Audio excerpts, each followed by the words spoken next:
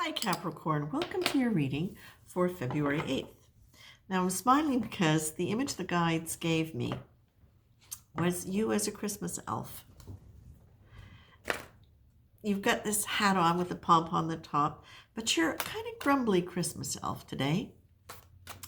It's like you're walking around going, put those presents there and that there and that there, and it's like everything is out of sorts, and it's not really that out of sorts, though. It's really like, okay, so maybe that could be stacked a little bit better, but there's still plenty of room to move. And that's the thing that's coming as I'm speaking, is there is still a big way for you to move. There is a space down on either side, and yeah, maybe once in a while, well, not even once in a while, a box has toppled here and it's down and you don't like it. But it's a light box. You can pick it up and move it. You can ask somebody else to do it, but you can really just do it yourself. That's the thing, is you don't need anybody else to do it for you. It's a light box. It's a little box. You can do it yourself, and you have still plenty of room. You can even just walk around the box if you want.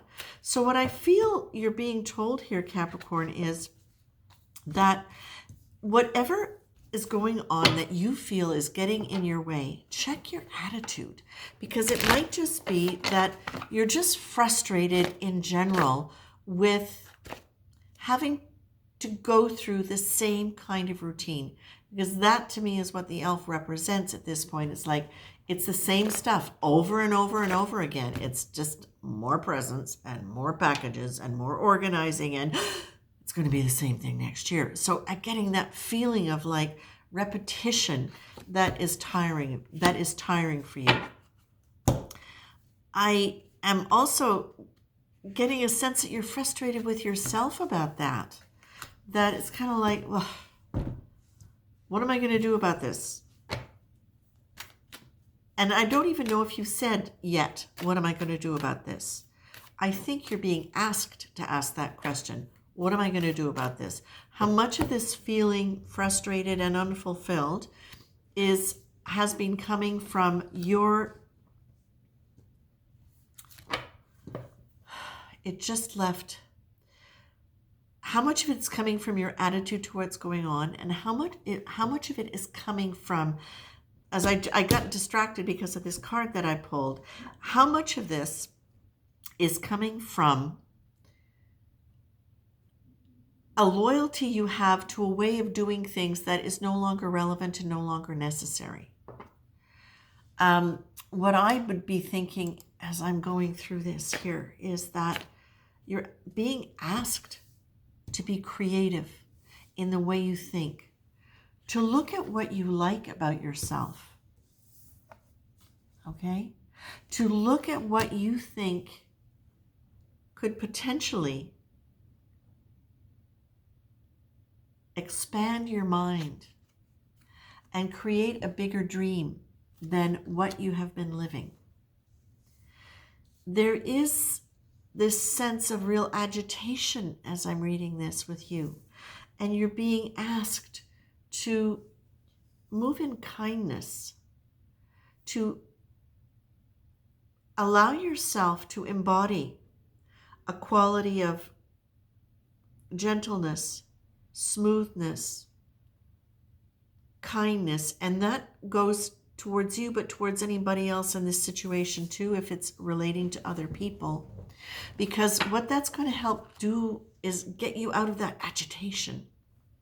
I feel like I want to get you out of that agitation, which is very possibly bordering on overwhelm. And if it isn't overwhelm yet, please be really aware of the fact that if you're agitated for a long period of time, it can get to overwhelm, in which case it feels like there's no momentum to do anything. So you're really being asked to please pay attention to where your mind is going. Allow yourself to dream beyond your situation, to lean into grace and kindness and the kind of energy that is very, very much about allowing for change, allowing for the idea that once you let yourself detach from rigid perceptions about what should and should not be, about how things should be done and not done, that you can lean into the idea that you can be guided to a place that is better for you. Quantum leap of faith means that beyond logical expectation, beyond the linear projections of our minds, there is a place of free fall. Here you trust that what feels like leaping into the unknown void is really sailing on the winds of the infinite, unlimited benevolence, which will guide you wisely to your best and most graceful landing. You have got a mind that can be very, very defined and clear about what things should be. It can be a bit rigid. You're being asked to get rid of the things that are not serving you in terms of your attitudes. This feels very much to be about your attitudes and how you're handling things that are frustrating you. And maybe it is getting somebody else to take care of the packages. But what I feel, Capricorn, is you've got grace, kindness, quantum leap of faith, and you've got pleasure. Now, what's important about the pleasure card and about creativity? Okay? Have you ever noticed when you work with heartfelt pleasure how much more productive you are? That when pleasure reaches your heart in any kind of loving way, you're kinder, there's your kindness, in your loving, more generous and more easily satisfied. Okay? Pleasure is not frivolous. Heart-centered pleasure creates all sorts of room for creativity, which is not a gift, it's a natural expression when you're in that expanded state. And remember that what you focus on, your mind.